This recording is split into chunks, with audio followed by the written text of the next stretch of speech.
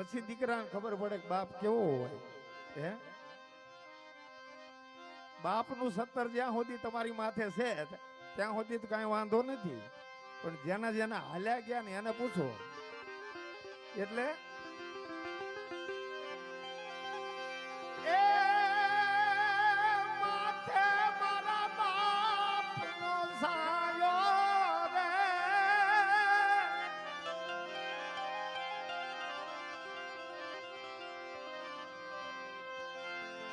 માથે મારા બાપનો સાયો રે, નથી જ મેં તડકો જોયો રે.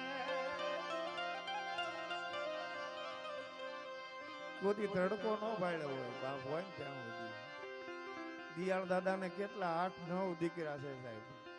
હે કઈક એની પુણ્યની કમાણી હશે તો જ એની પાછળ સત્સંગ ભજન કીર્તન થાય, નહીતર સત્સંગ ભજન કીર્તન આમાંય બહુ અઘરું છે.